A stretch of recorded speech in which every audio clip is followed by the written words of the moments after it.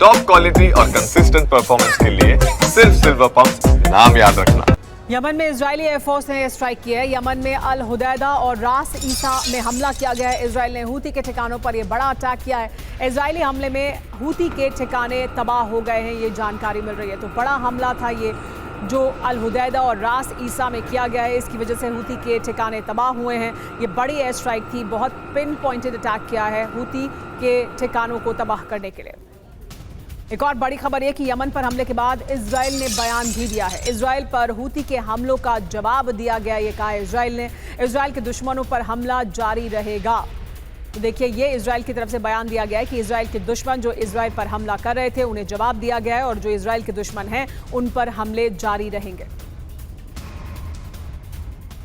लेकिन आइए आपको ये बताते हैं कि इजरायल ने जिन 3 बंदरगाहों को टारगेट किया है वो तीनों बंदरगाह यमन और हूती के लिए कितने अहम हैं, इसे भी आप समझिए। दरअसल यही जो बंदरगाह है, यहीं से हूती दिक्कत पैदा करता है उन तमाम जहाज़ों के लिए जो इस इलाके से गुजरते हैं।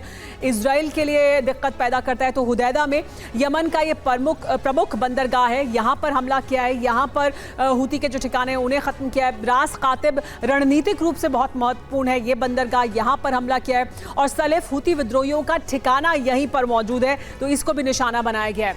हुदैदा में आयात निर्यात का ये प्रमुख केंद्र है यमन के लिए, यहाँ पर हमला होने से बहुत ज़्यादा प्रभाव पड़ता है।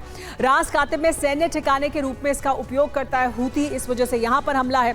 और सलेफ में हूती का बड़ा वेपन डिपो मौजूद था और उस वेपन डिपो को भी निशाना बनाया गया है इजरायल द्वारा किए गए इस हमले में। हुदैदा में 2014 से हूती विद्रोहियों का नियंत्रण है इस पोर्ट पर।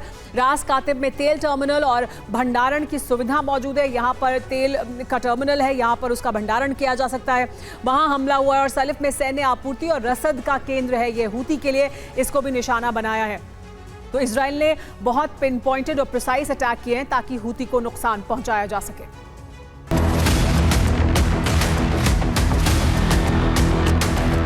खामनेई पूरा मन बना चुके हैं कि वो ईरान को परमाणु शक्ति संपन्न देश बनाकर रहेंगे। यह कदम उन्हें मुस्लिम देशों का खलीफा बना सकता है।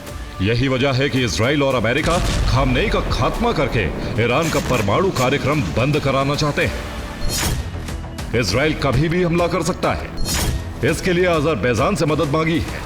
अजरबैजान के एयर स्पेस का इस्तेमाल करेगा इजराइल।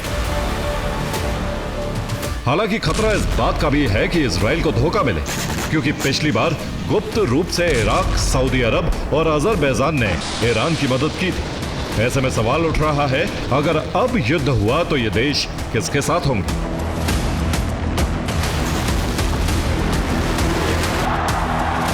क्योंकि खामनेई मुस्लिम ब्रदरहुड के नाम पर तमाम इस्लामिक देशों को साथ मिला रहे हैं,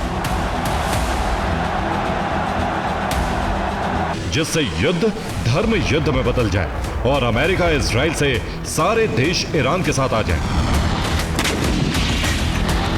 अगर ऐसा हुआ तो दुनिया में तीसरा विश्व युद्ध होना तय है, जिसमें 2 अलग अलग खेमे बनेंगे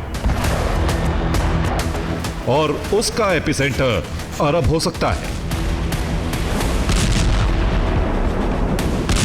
ब्यूरो रिपोर्ट, TV9 भारतवर्ष।